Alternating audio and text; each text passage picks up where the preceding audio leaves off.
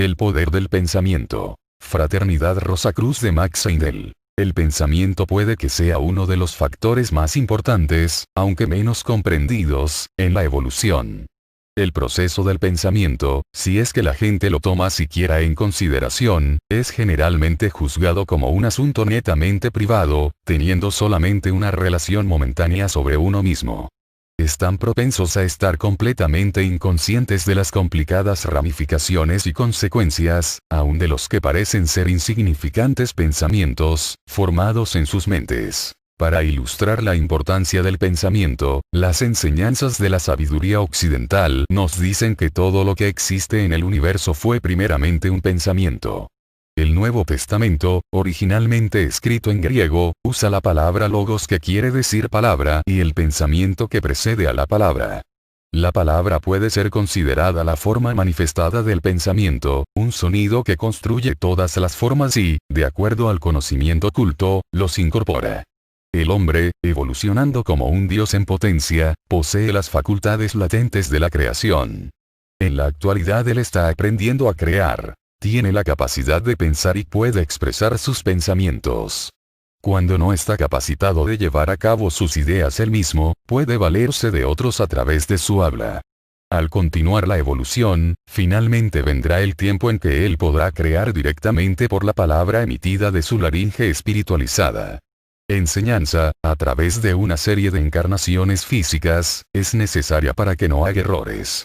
El hombre no está todavía desarrollado espiritualmente y, si ahora estuviera capacitado de crear directamente por la palabra, sus creaciones serían imperfectas y perjudiciales. La gran mayoría de la gente ha formado el hábito de escuchar apáticamente, lo cual los hace incapaces de sostener cualquier tema hasta que esté cuidadosamente dominado. Aunque los pensamientos que pasan por la mente pueden ser buenos, malos o indiferentes, en la mayoría de casos lo último, la mente generalmente no se agarra suficientemente a ninguna de ellas como para percatarse de su naturaleza. El control del pensamiento es frecuentemente muy difícil de alcanzar.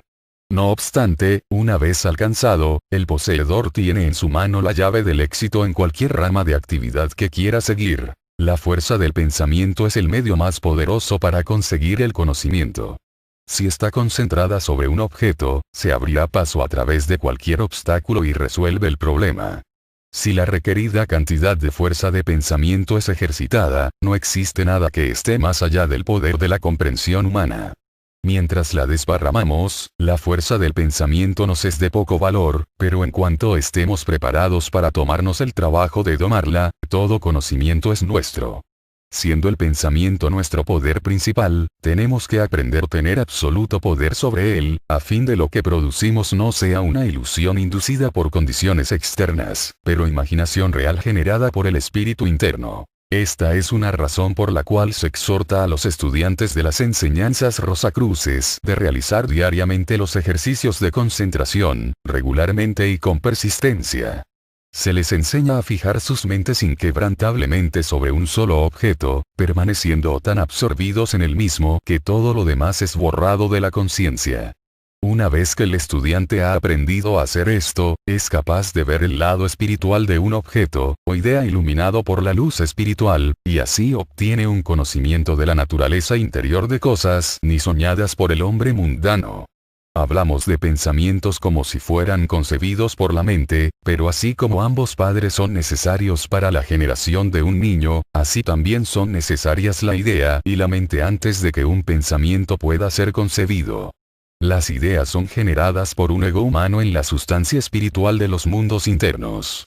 Esta idea es proyectada sobre la mente receptiva, dando nacimiento a un pensamiento. Así que, cuando cada idea se reviste de una forma hecha de materia mental, se convierte entonces en un pensamiento, tan visible para la visión interna de un clarividente suficientemente desarrollado, como un niño lo es para sus padres. De esta manera vemos que ideas son pensamientos embrionarios, núcleos de sustancia espiritual de los mundos internos. Concebidos inadecuadamente en una mente enferma, se hacen extravagantes y engañosos, pero si son gestados en una mente sana y formados en pensamientos racionales, son la base de todo progreso material, moral y mental. No obstante, en el presente, la mente no está enfocada en una forma tal que la capacita de dar una imagen clara y verdadera de lo que el espíritu imagina. No está apuntada en una sola dirección. Da una imagen brumosa y nublada. De aquí la necesidad de demostrar la inconveniencia de la primera consideración, y de originar nuevas imágenes e ideas hasta que la imagen producida por el espíritu en sustancia mental haya sido reproducida en sustancia física. En el mejor de los casos somos capaces de hacer pasar por la mente solo aquellas imágenes que tienen que ver con la forma, porque la mente humana no fue empezada hasta el presente periodo terrestre de nuestra evolución y, por consiguiente, está ahora en su etapa de forma o mineral. Así que, en nuestros funcionamientos, estamos confinados a formas y minerales. Podemos imaginar maneras de trabajar confinados a formas y minerales. Podemos imaginar maneras de trabajar con las formas minerales de los tres reinos inferiores, pero podemos hacer poco o nada con cuerpos vivientes. Ciertamente podemos injertar ramas vivas en árboles vivos, o una parte viva de un animal u hombre en otra parte viva, pero no es vida con la que estamos trabajando. Es solamente forma. Creamos diferentes condiciones, pero la vida que ya está habitando la forma continúa haciéndolo todavía. Crear vida está más allá del poder humano hasta que su mente se despierte. Mucha gente cree que todo lo que existe es el resultado de otra cosa, y no dan consideraciones a la posibilidad de otra formación nueva, original. Aquellos que estudian la vida, por lo general hablan solamente de involución y evolución. Aquellos que estudian la forma, o sea los científicos modernos, se preocupan únicamente con la evolución. Los más avanzados entre ellos, no obstante, están ahora comenzando a encontrar otro factor, que han llamado epigénesis, el impulso creativo. Y en 1757, Caspar Wolf publicó su Theoria Generationis, en la que demostró que en el desarrollo del óvulo hay una serie de nuevas formaciones sin dar señales en absoluto de lo que había precedido. En las formas de vida inferiores, donde los cambios son rápidos, la epigénesis puede ser demostrada bajo un microscopio. Desde que la mente fue dada al hombre, este impulso original creativo, epigénesis, ha sido la causa de todo nuestro desarrollo. Es verdad que nosotros construimos sobre aquello que ya ha sido creado. No obstante, hay también algo que es nuevo, debido a la creatividad del espíritu. De esta manera llegamos a ser creadores. Si solamente imitamos lo que ha sido presentado por Dios para nosotros, y jamás sería posible para nosotros llegar a ser inteligencias creativas, seríamos simples imitadores. Y, repetimos, es pensamiento lo que está detrás de todo lo que es creado a través de epigénesis. Hemos sido colocados en este mundo físico para que podamos aprender a pensar correctamente y desarrollar epigénesis en forma constructiva. Por ejemplo, tomemos el caso de un inventor quien tiene una idea. La idea no es todavía un pensamiento, es una repentina noción que todavía no ha tomado forma. Gradualmente, no en su pensamiento, y ante su visión mental esa máquina aparece con sus ruedas girando para un lado u otro, como sea necesario para efectuar el trabajo requerido. Entonces comienza a dibujar los planos para la máquina, y aún en esta etapa verá probablemente qué modificaciones serán necesarias. De esta manera ya vemos que las condiciones físicas indican al inventor donde su pensamiento no estaba correcto. Cuando construye la máquina con el material apropiado para la ejecución del trabajo, más modificaciones serán generalmente necesarias. Tal vez tenga que descartar la primera máquina y construir una enteramente diferente. Por eso las condiciones físicas concretas le han capacitado para descubrir el defecto en su razonamiento. Le obligan a hacer las necesarias modificaciones en su pensamiento original para conseguir una máquina que hará el trabajo. En asuntos comerciales o filantrópicos, el mismo principio sirve. Si nuestras ideas concernientes a los diversos asuntos de la vida están equivocadas, serán corregidas cuando son aplicadas para el uso práctico.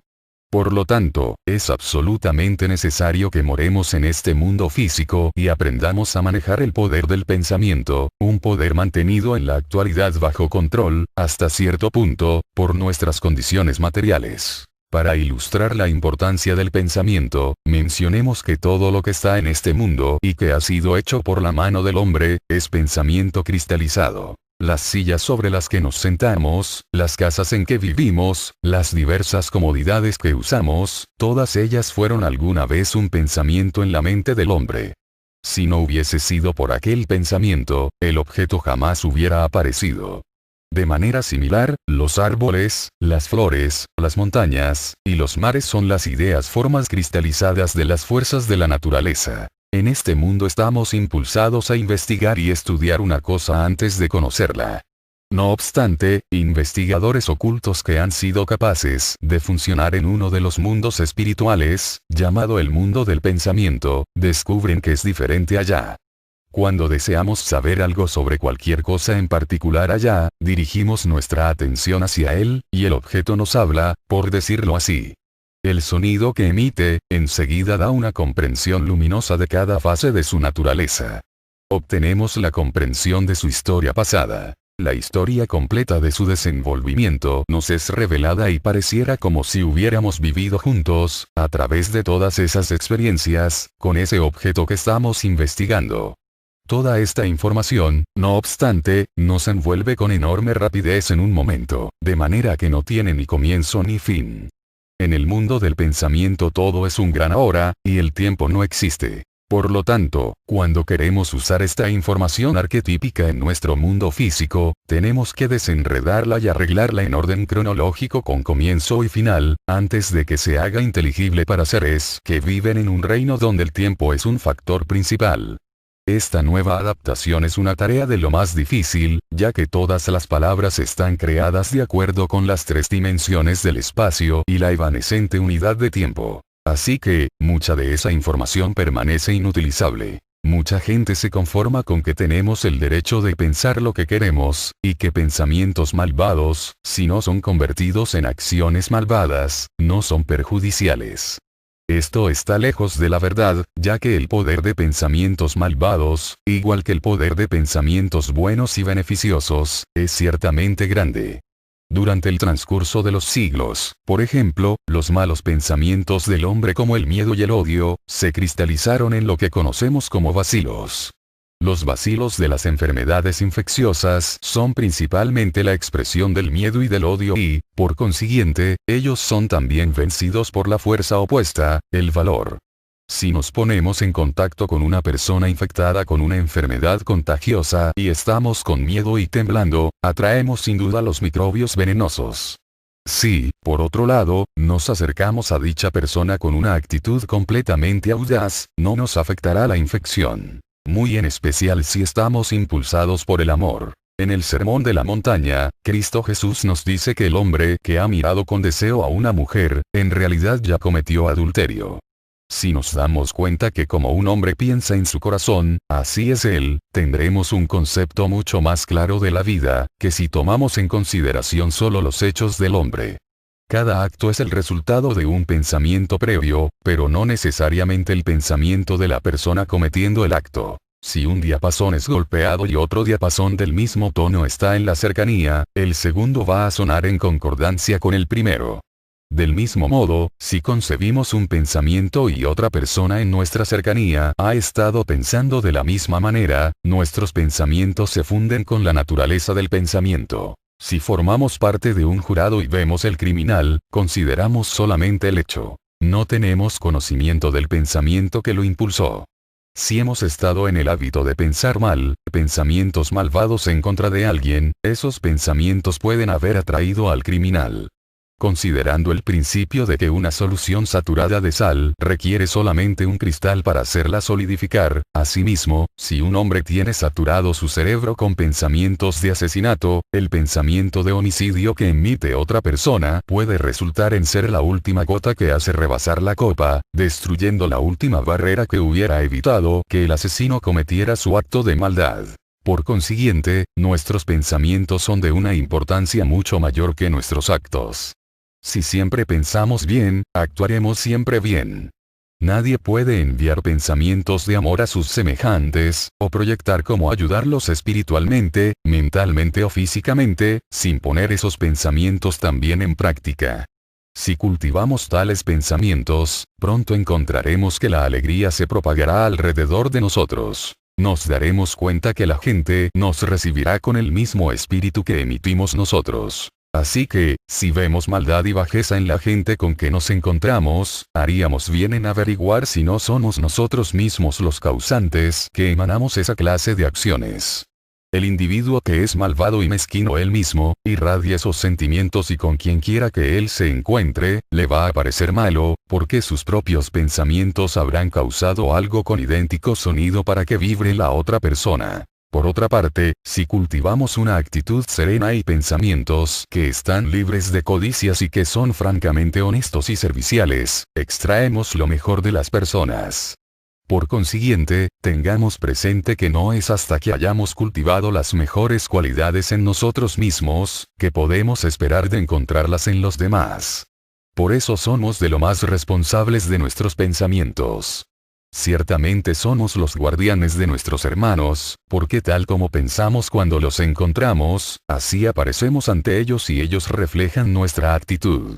Si queremos conseguir ayuda para cultivar mejores cualidades, busquemos la compañía de personas que ya son buenas, porque su actitud mental nos será de gran ayuda para suscitar nuestras propias cualidades más finas. No siempre parece fácil quitarse una idea mala de la cabeza, y la mayoría de nosotros no puede evitar encontrarse con gente o situaciones que suscitan pensamientos negativos.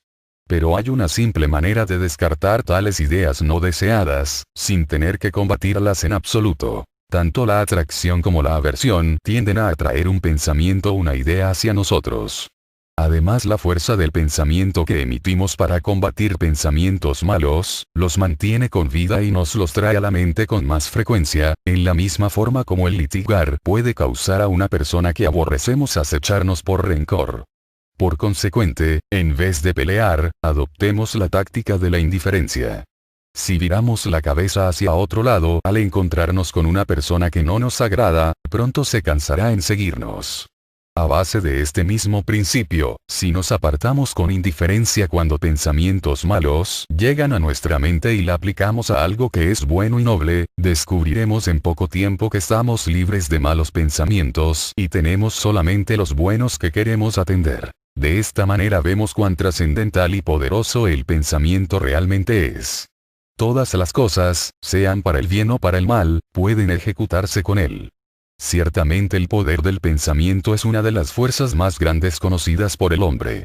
Solamente cuando la humanidad llega a comprender la verdadera naturaleza y el uso apropiado de esta fuerza divina, puede liberarse de los grilletes del materialismo y continuar por el sendero ascendente hasta convertirse en un ser creativo consciente de sí mismo. Fraternidad Rosacruz de Max Seidel.